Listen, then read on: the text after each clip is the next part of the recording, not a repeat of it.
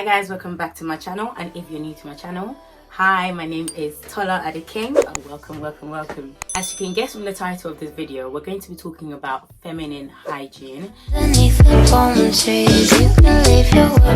First of all, I'm going to just mention that this video was sponsored by Cranberry hair, and this hair I'm wearing currently is the hair that came in this box. It was a wig, so I didn't have to do any one. So Cranberry hair kindly sent me this hair, and this is the first time I've actually gotten a wig that I did not make myself. Typically I make all my wigs, and I think you've seen it in my previous videos. So thank you very much, Cranberry hair, for the hair. I am loving it right now, and it's just giving me all types of feels. I believe feminine hygiene is a topic that a lot of people avoid, and is a topic that we need to talk about because there's younger people growing up every day, there's new teenagers every day, and it's good to have someone to talk to. So if I have any young person watching me, I feel like I could, share my 2 cents on what I believe on hygiene.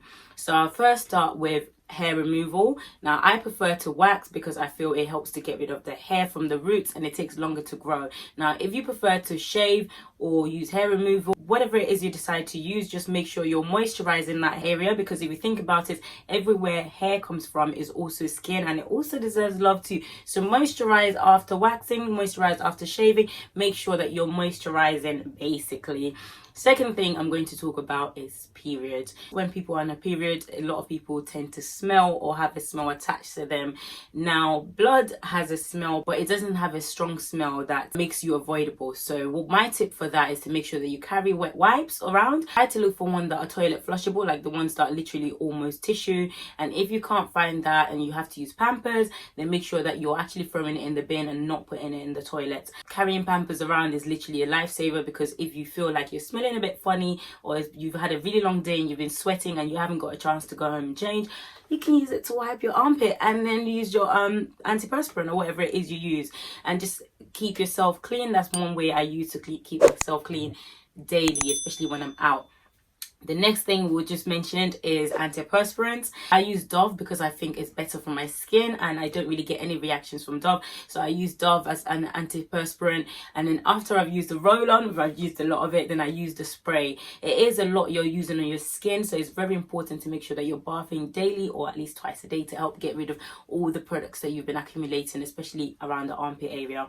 I also always cream my armpit before applying anything, just to kind of keep it moisturized and make sure that the first thing that's being in contact with my skin is a moisturizing agent and not just the antiperspirant. Now the next thing I'm going to talk about is still on the sides of smell. So these are body mists. I carry these things everywhere I go, and I'm actually pretty much a big collector of them. Literally, when you feel like you want to feel fresh and you've been out all day, like we said earlier, these things don't hold on too much and they leave you smelling nice. So I love carrying body mists around. I normally have them on me all the time. So if you haven't, if you don't have them, I'd advise you invest in any type of Victoria's Secret, but you can also go to Superdrugs or Boots, and you'll find so many different types of body mist. They're not perfumes, so they don't last forever, but they just make you feel refreshed. If you try it before you knock it, okay? So that makes you feel refreshed.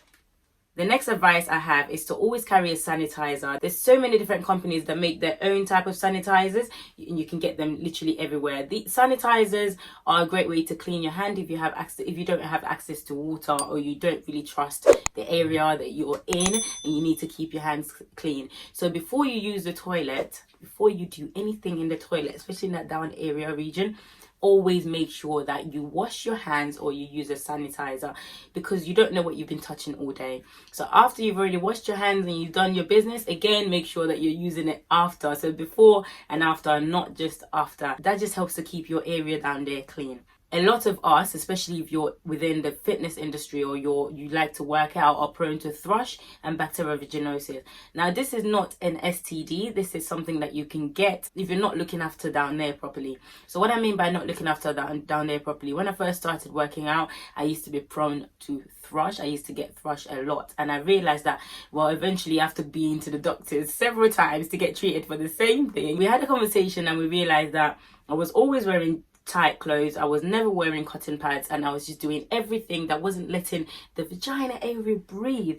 The area needs to breathe. So if you have nice thongs you want to wear, try to make sure you're not wearing it for too long. Try to make sure you invest in cotton pants, and make sure that if you're working out, as soon as you're done in the gym, you change your gym pants. Do not stay in your gym pants, because that's a perfect warm and moist environment for bacteria to basically like relish. They love it. So make sure you're changing straight away. Smell is very important to us, so just make sure you're trying to keep yourself smelling nice and smelling good and feeling good at all times. If you're not one to like chemicals, there are natural oils that you can use. There's vanilla, there's lavender. I tend to use these two oils. I normally get them from the musk shops, so they're called musks, and I basically just get it and roll it on me, and they do last. The smells last, and I absolutely love it. So I love the two smells. I normally combine the two. Sometimes just so you to put it here, rub it together and put it at the back of your ear, but I prefer to put it everywhere.